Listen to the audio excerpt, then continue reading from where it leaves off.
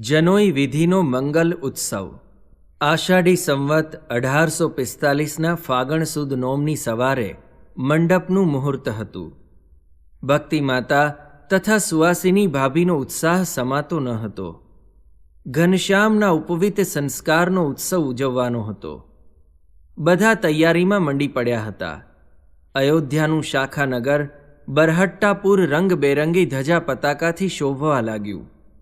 બરહટ્ટાપુરના સમગ્ર વાસીઓને ધર્મદેવ સાથે કૌટુંબિક સંબંધ જેવું થઈ ગયું હતું.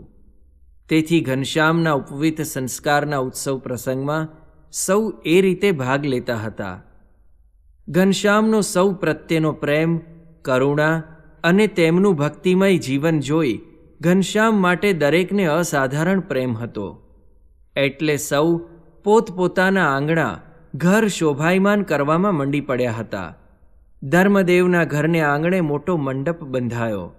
નાના મોટા 6 દરવાજા વટાવીને મંડપમાં પહોંચાય એવી રચના કરી હતી. દરવાજે દરવાજે કેળના સ્તંભો ખોડ્યા હતા. ઉપર આસોપાલવના તોરણો લટકતા હતા. ફાનસ અને દીવાથી દરેક દરવાજા શોભતા હતા. મુખ્ય મંડપ ફૂલોના તોરણો, ઝુમ્મર, હાંડી વગેરેથી શોભતો હતો.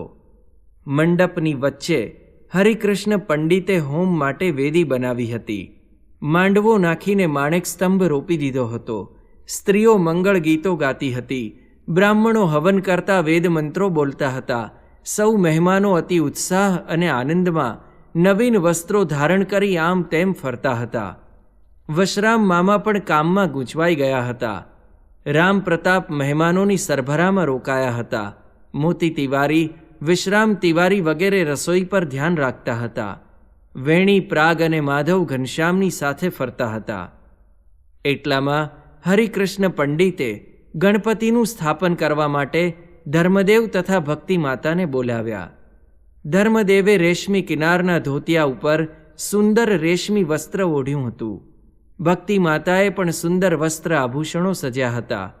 તેઓ બંને મંડપમાં આવ્યા. તેમની પાસે હરિકૃષ્ણ પંડિતે સંકલ્પ કરાવ્યો અને પછી બટુક બ્રહ્મચારી શ્રી ઘનશ્યામ મહાપ્રભુને માતા પિતાની વચ્ચે બેસાડ્યા.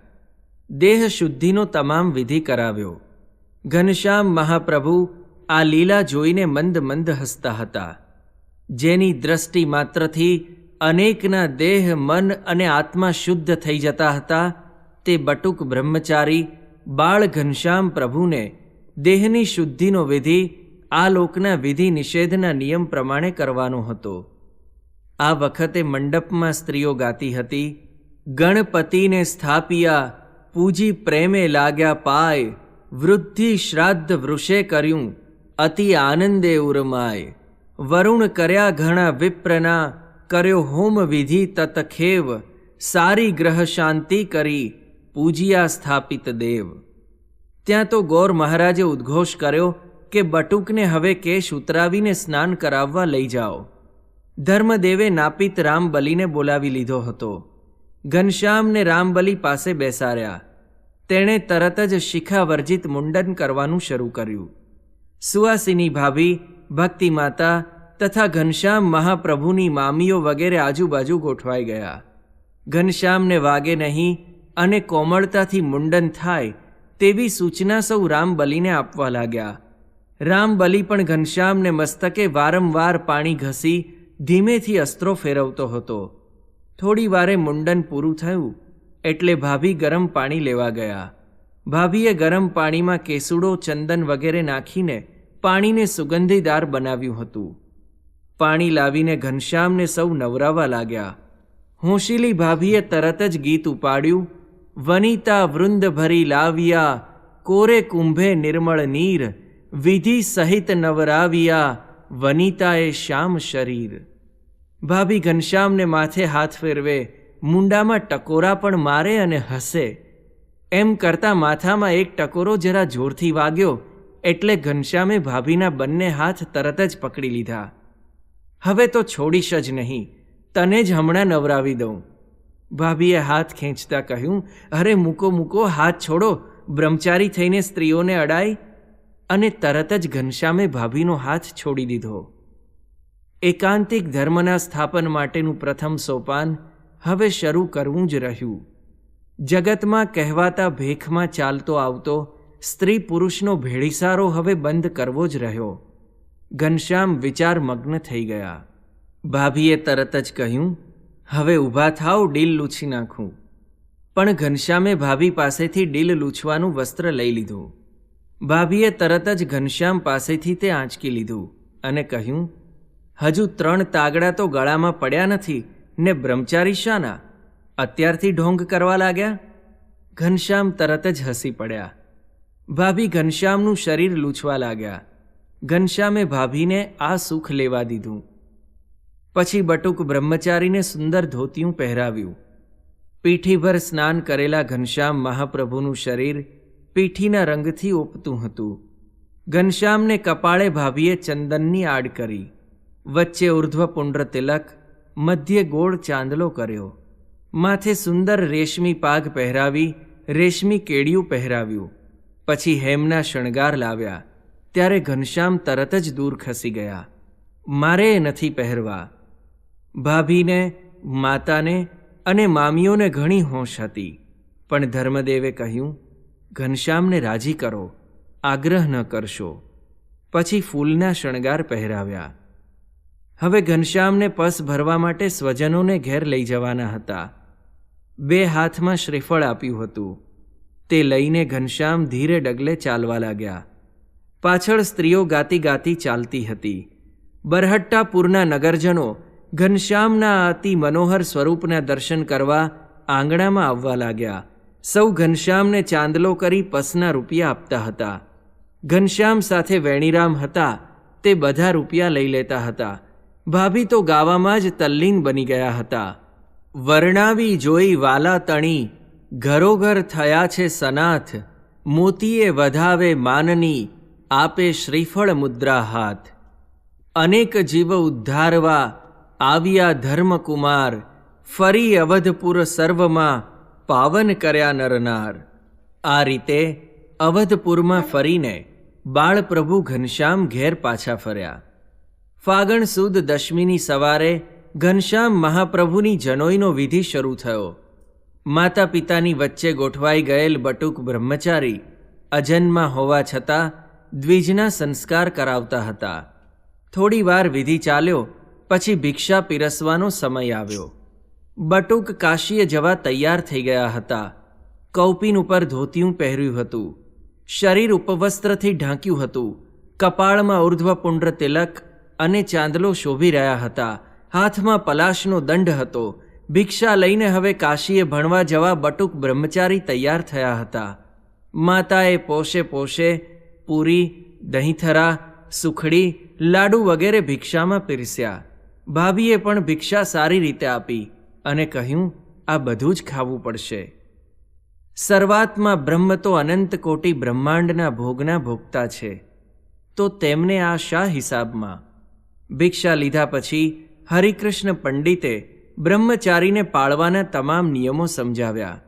ઘનશ્યામ પ્રભુ હસતા જાય અને બાઢમ બાઢમ બોલતા જાય. પછી ગાયત્રીનો મંત્ર બોલાવ્યો. કાશીએ જવાનો સમય થયો. બરહટ્ટાપુરના ચોકમાં સૌ આવ્યા. અહીંથી બટુકને વિદાય આપવાની હતી. હરિકૃષ્ણ પંડિતે પાણીના 7 લીટા કરી 7 સમુદ્ર બનાવ્યા અને કહ્યું, આ 7 સમુદ્ર ઓળંગવાના છે. માર્ગ કઠણ છે, માટે સંભાળીને જજો. સૌ આ બધું જોવામાં અને સાંભળવામાં મગ્ન થઈ ગયા હતા. ત્યાં બટુકને કાને એક સુરીલા સ્વરનો અવાજ પડ્યો. કાશીએ ભણવા કારણે ચાલિયા ધર્મકુમાર, પુસ્તક ખભે ધર્યું, કર દંડ ગ્રહ્યો તે વાર. વાજંત્ર વાજે સખા રાજે, માનની મંગળ ગાય, સંબંધી વેદ ઉચ્ચારતા, આવ્યા માણેક ચોકને માય. ઘનશ્યામ બાજોઠ ઉપર બેઠા હતા. ત્યાંથી ફરીને એકદમ પાછળ જોયું. માં, આ કોણ ગાય છે? માને તો કાંઈ ગાવાનો અવાજ સંભળાતો ન હતો. હરિકૃષ્ણ પંડિતના મંત્રો જ સંભળાતા હતા. તેણે કહ્યું, બેટા, અહીં તો કોઈ ગાતું નથી. ના, મને અવાજ આવ્યો. પશ્ચિમ દેશમાંથી મારા અક્ષર બ્રહ્મની માતા આજે જનોઈના ગીત ગાઈ રહ્યા છે. માને આ ન સમજાયું. તેમણે કહ્યું, ઘનશ્યામ, જુઓ પંડિત શું સમજાવે છે. પરંતુ ઘનશ્યામને એ બધું ક્યાં સમજવું હતું. શાસ્ત્ર માત્રના મૂળ સમા જ્ઞાનનું મૂર્ત સ્વરૂપ પોતાનું અક્ષર બ્રહ્મ આજે આ જનોઈનો વિધિ પશ્ચિમમાં પોતાને ઘેર બેઠા નિહાળી રહ્યા છે. તેથી તેમણે તેમની માતાને કહ્યું, માં, જનોઈના ગીત ગાઓ. આજે અયોધ્યામાં પરબ્રહ્મ પુરુષોત્તમને જનોઈ દેવાય છે. હમણાં કાશીએ પધારશે. તેમના માં અત્યારે ગાય છે. પ્રેમની ભાષા તો ભગવાનને અષ્ટ આવરણ પાર સંભળાય છે. તો આ તો કાંઈ ઓછું એટલું અંતર છે. ઘનશ્યામનું મન તેમના અક્ષર બ્રહ્મના સ્વરૂપમાં ચોંટી ગયું. એટલામાં વશરામ મામાએ ઘનશ્યામને કહ્યું, ઘનશ્યામ, આપણે કાશીએ ભણવા નથી જવું. અહીં જ રહીને ભણો અને મા બાપની સેવા કરો. ઘનશ્યામ જાણે તંદ્રામાંથી જાગ્યા હોય તેમ સચેત થઈ ગયા, પરંતુ વિચારના વમળમાંથી બહાર ન નીકળી શક્યા. આજે પોતાનું ધામ અક્ષર બ્રહ્મ તેમને હવે સાદ કરીને બોલાવે છે કે હવે કાશી નહીં પશ્ચિમમાં અધર્મના ઓઘથી ભ્રષ્ટ થયેલી પૃથ્વીને શુદ્ધ કરવા એકાંતિક ધર્મનું સ્થાપન કરવા પધારો. તે જ સમયે ઘનશ્યામે નિશ્ચય કરી લીધો. બળવો દોડ્યો અને મામા પાછળ દોડ્યા. ઘનશ્યામના હાથમાં પલાશનો દંડ શોભી રહ્યો છે. શ્વેત વસ્ત્રોથી દિવ્ય તનુ પણ ઉજ્જવળ દેખાય છે. એવા ઘનશ્યામ મહાપ્રભુ હવે ઘરે પાછા ફરવું જ નથી એવા કૃત નિશ્ચયી બની દોડવા લાગ્યા. વશરામ મામા પાછળ દોડ્યા, પણ ઘનશ્યામને કેવી રીતે તે આંબી શકે. છેટેથી તેમણે બૂમ મારી, ઘનશ્યામ પાછા વળો, માતા પિતા બોલાવે છે, અમારી વિનંતી સાંભળો. તેમનો આ સાદ સાંભળી ઘનશ્યામને વિચાર આવ્યો કે માતા પિતાને દિવ્ય ગતિ આપીને પછી જ હું ગૃહત્યાગ કરું. તરત જ તેઓ પાછા વળી ગયા. મામાએ ખંધોલે બેસાડ્યા અને બળવો કાશીએ ભણીને ઘેર આવ્યો. મામાએ બળવાને ખંધોલેથી ઉતરવાની શીખ આપી. ઘનશ્યામ દોડીને માતા પાસે પહોંચી ગયા. જનોઈનો વિધિ પૂરો થયો. આ પ્રસંગે ધર્મદેવે વરુણમાં બેઠેલા બ્રાહ્મણોને પુષ્કળ દક્ષિણા આપી. ભાત ભાતના મિષ્ટ ભોજન જમાડી તેમને તૃપ્ત કર્યા.